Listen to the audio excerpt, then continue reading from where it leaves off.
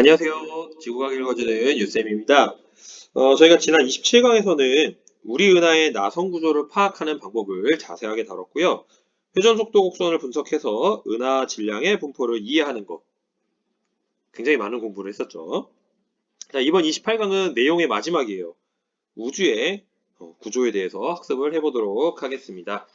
우주의 구조는 약간 크기 스케일에 따라서 여러 가지로 좀 구분을 하는데요. 가장 작은 단위가 바로 은하군이라고 부르는 단위입니다. 보통 이제 이 은하군은요, 은하의 수가 보통 한 수십 개 정도가 되고요.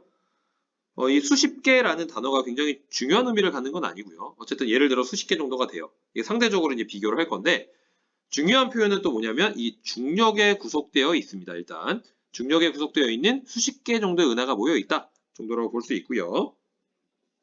은하무리의 단위 중에 가장 작은 거예요. 그리고 지름은 약 1에서 2 메가파섹 정도 되고요. 질량은 10의 13승 태양 질량 정도가 됩니다. 그러니까 태양 질량의 10조 배 정도 되는 거죠. 10의 13승이니까 굉장히 커요.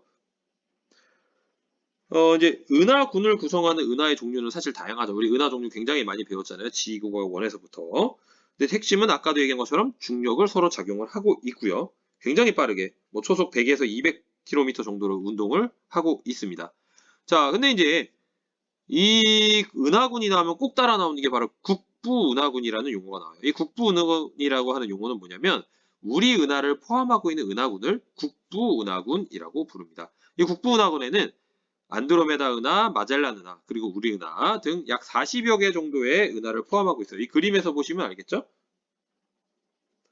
근데 이 국부은하군을 보면은 가장 주요 은하는 누구냐면 우리 은하하고 안드로메다 은하가 가장 주요 은하입니다. 이 두 은하가 가장 크고요. 과거에는 안드로메다 은하가 좀 더 크다라고 봤는데 최근에 우리 은하의 크기에 대해서 약간 좀 의문점이 제기가 되면서 좀 더 크지 않냐라는 얘기가 나오고 있는데 만약에 그게 맞다면 우리 은하가 안드로메다 은하보다도 좀 더 크다고도 볼 수 있고 뭐 그렇습니다. 어쨌든 국부은하군에서는 두 은하가 가장 크다. 그리고 뭐 그 외에 좀 유명한 애들은 뭐 마젤란 은하 뭐 이런 정도가 있고요. 그래서 국부은하군에서 한번 보시고요. 그 다음에 은하 단이 있어요. 수백에서 수천 개의 은하들이고요. 마찬가지로 은하군처럼 이 개수를 아는 게 중요한 게 아니고요. 비교하는 거예요. 그러니까 은하군의 수십 개, 은하단의 수백 개, 수천 개. 이 숫자가 중요한 게 아니라 누가 더 개수가 많다? 은하단이 더 개수가 많다. 그러니까 규모가 누가 큰 거죠? 네, 은하단이 은하군보다는 규모가 큰 겁니다. 그리고 얘도 중력이 구속되어 있습니다. 그러니까 은하군과 은하단은 중력이 서로 구속되어 있는 겁니다. 그래서 은하단이 중력으로 속박되어 있는 천체의 어떤 집단으로서는 가장 큰 겁니다. 그러니까 은하단보다 더 큰 구조가 있는데 걔는 중력적으로 서로 구속되어 있지 않아요. 자, 되시겠죠? 은하군과 은하단은 중력적으로 구속되어 있다. 그 중에 은하단이 더 크다라는 겁니다. 지름도 보시면 좀 더 크죠. 은하군보다 질량도 더 커요. 그래서 요거 차이들을 우리가 볼 수가 있고요. 만약에 이제 은하단이 있는데 그 근본에 작은 은하군이 있다면 은하단이 더 크기 때문에 은하군이 은하단에 끌려간다. 뭐 중력적으로 움직인다. 뭐 이런 것들도 관찰을 할 수가 있습니다. 뭐 예를 들어 은하단에는 어떤 게 있냐면은 뭐 별자리 이름을 따서요. 뭐 처녀자리 은하단, 페르세우스 자리 은하단 뭐 이런 식으로 우리가 부르는 애들이 있어요. 자, 이 그림은 나와라 그림. 어떤 교과서에 있는 그림인데요. 처녀자리 은하단을 나타낸 겁니다. 그래서 여기에는 한 2,500개 정도의 은하가 있어요. 지름은 약 1000만 광년. 자, 근데 이제 주의할 건 뭐냐면 분명히 은하단이 은하군보다는 크다 그랬죠. 그래서 규모가 분명히 달라요. 그런데 은하단이 은하군을 반드시 포함하지는 않습니다. 그러니까 은하군이 여러 개 모여서 하나의 은하단이다 무조건 이렇게 말할 수는 없다는 거예요. 우리가 확실히 얘기할 수 있는 거는 은하단이 은하군보다 좀 더 크다. 그래서 우리가 속해 있는 은하군을 국부은하군이라고 그러잖아요. 국부은하단이라는 용어는 없습니다. 그러니까 우리는 은하군에 속해 있어요. 그러니까 조금 작은 규모의 은하들의 모임 안에 속해 있다는 겁니다. 자, 그 다음에 은하단을 넘어가게 되면요. 바로 초은하단이 그 다음 집단입니다. 그래서 은하군과 은하단으로 구성이 되어 있고요. 지름은 수십에서 수백 메가파섹이니까 엄청나게 커졌죠. 그래서 얘네들은 중력에보다 서로의 중력장의 영향을 받지 않는다는 겁니다. 그러니까 무슨 말이에요? 제가 다 주어를 빼고 얘기했는데 은하군과 은하단을 구성하는 개체들이 은하잖아요. 그러니까 그 개체들이 되는 은하들은 서로 중력적으로 구속이 돼 있어요. 자, 근데 초은하단을 구성하는 개체는 은하군과 은하단입니다. 그러니까 은하군과 은하단은 서로 영향을 주지 않는다는 거예요. 그러니까 여러분들이 정리를 어떻게 하면 된다? 은하까지는 서로 중력적인 영향을 주고 있다는 거고요. 은하군과 은하단부터는 서로 중력적으로 영향을 주지 못한다는 겁니다. 정리가 좀 되시겠죠? 자, 그러면 초은하단. 그럼 우리나라가 아니죠? 우리는 어디 있느냐? 자, 우리는 어디 있느냐 봤더니 현재 이제 관측 가능한 우주 안에 우리가 관측을 한다고 치면 1000만 개 정도의 초은하단이 있다고 하는데 우리는 어디 속해 있냐면은 현재 교육과정상에서는 바로 천여자리 초은하단 안에 우리가 들어가 있다라고 봅니다. 여기 보시면 여기 국부은하군 있죠. 그러니까 국부은하군 안에 천여자리 은하단도 있고 국부은하군도 있고 여러 가지 이제 은하군과 은하단들이 있어요. 그걸 다 합쳐서 천여자리 초은하단이라고 부릅니다. 천여자리 초은하단에서 제일 유명한 애들이 국부은하군하고 천여자리 은하단이에요. 지름은 33메가파섹 정도 됩니다. 그러니까 뭐 초은하단의 범위를 수십에서 수백이라고 치면 천여자리 초은하단은 초은하단 치고는 엄청 큰 건 아니죠, 지금.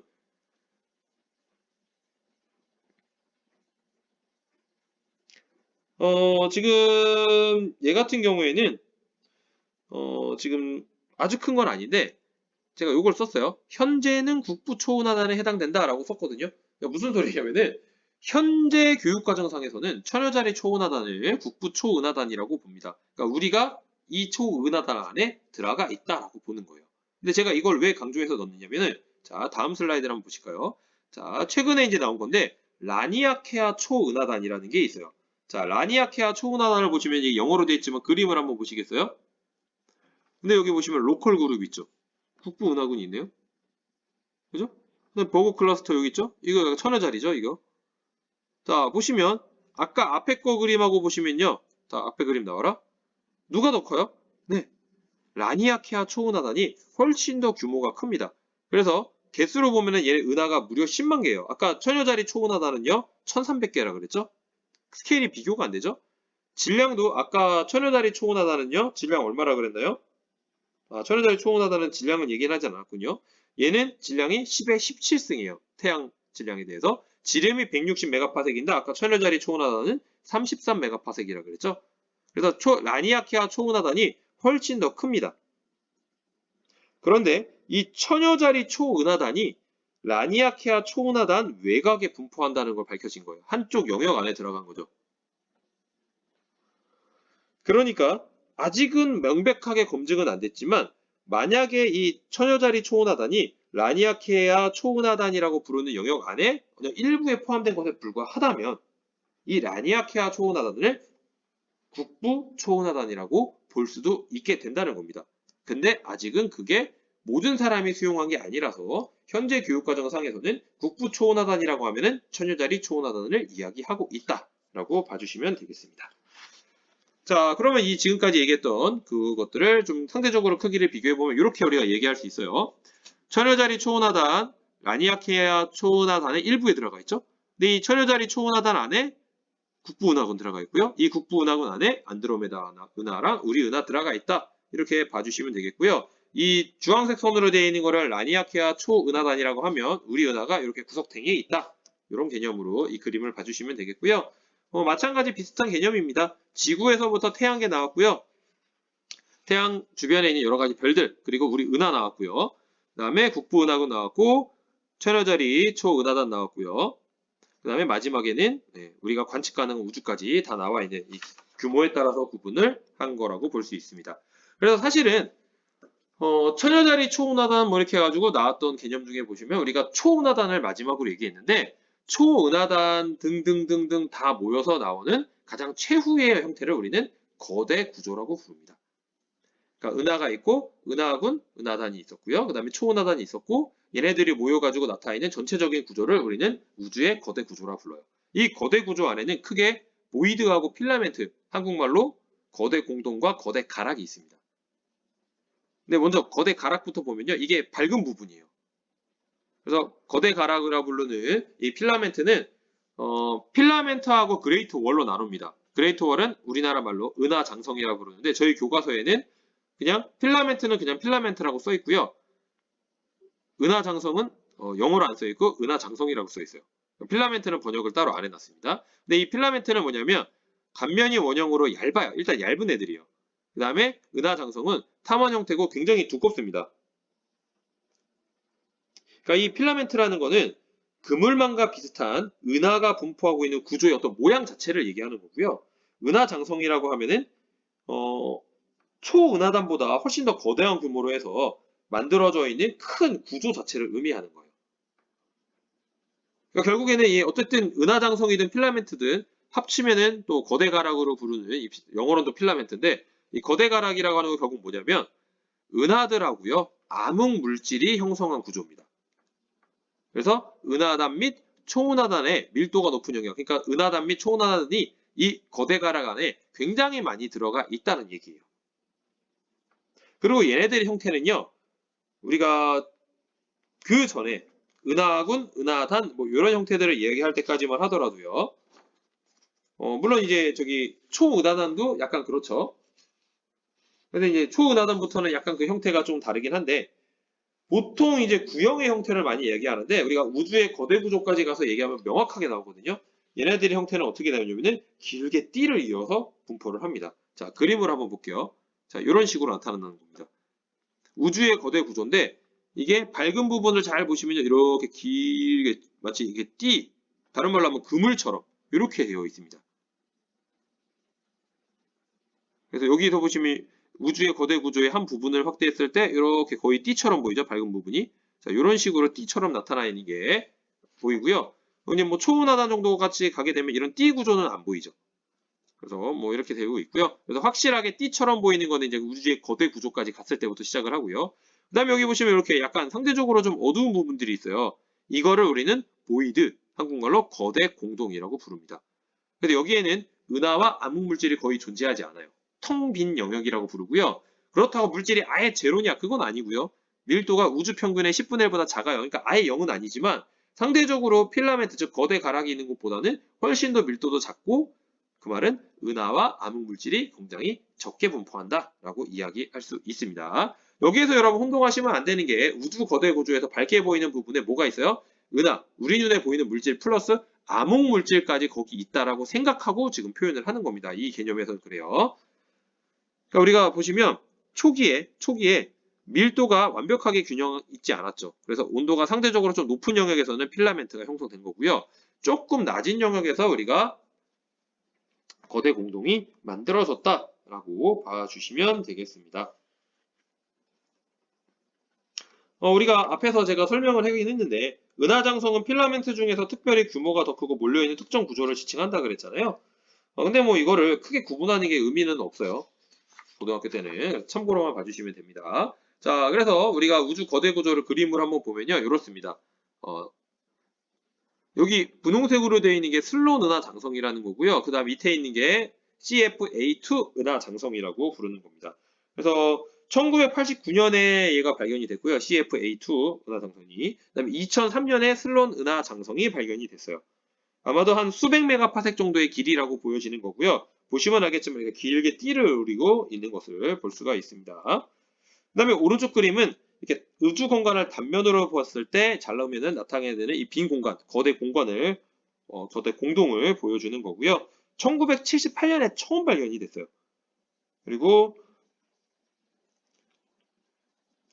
대부분의 공간을 거대 공동이 차지하고 있다는 겁니다. 그러니까 우리 은하가 아니고 우주 공간 전체를 봤을 때 그러니까 우리가 볼 수 있는 물질, 암흑 물질이 포함되어 있지만 걔네가 차지하는 부피는 굉장히 일부분에 불과하고요.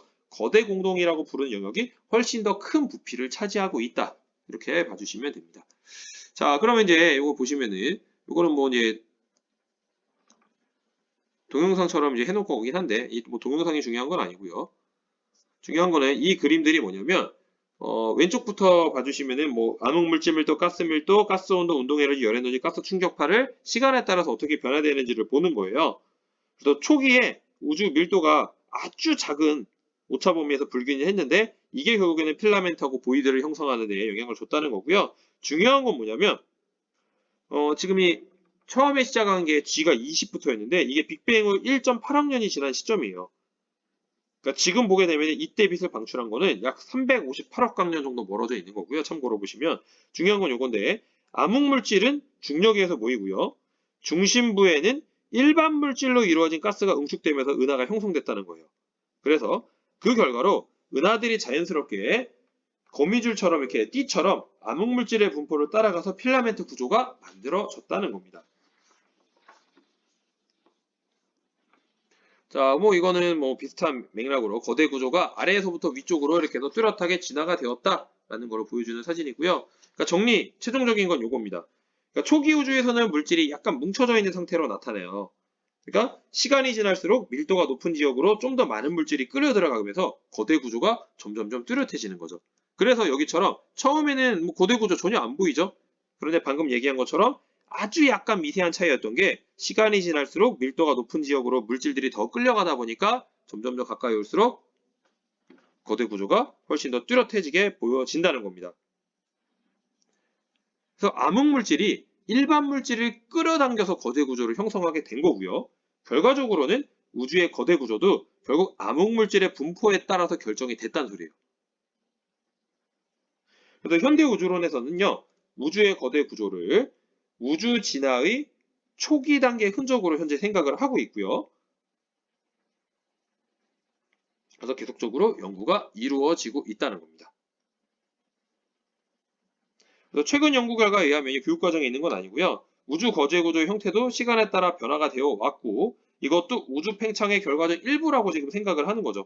그러니까 우주 거대 구조의 변화를 연구를 하면 우주의 팽창이 어떻게 왔었고 지금으로부터 어떻게 될 거라는 걸 알고 있기 때문에 가속 팽창원으로 우리가 예상하고 있는 그 원인으로 알고 있는 암흑 에너지의 실체도 연구할 수 있을 거라고 현재 예상을 하고 있습니다. 그래서 지금 우주론은 이 정도 수준까지 와 있다라고 봐주시면 되겠습니다. 자, 이렇게까지 해서 우주의 거대 구조까지 이야기를 마무리를 했습니다. 자, 수고 많으셨고요. 다음 강의부터는 2시간 정도 걸쳐서 두 강의에 걸쳐서 중요한 어떤 실습 활동에 대해서 학습을 해보도록 하겠습니다. 네, 수고 많으셨습니다.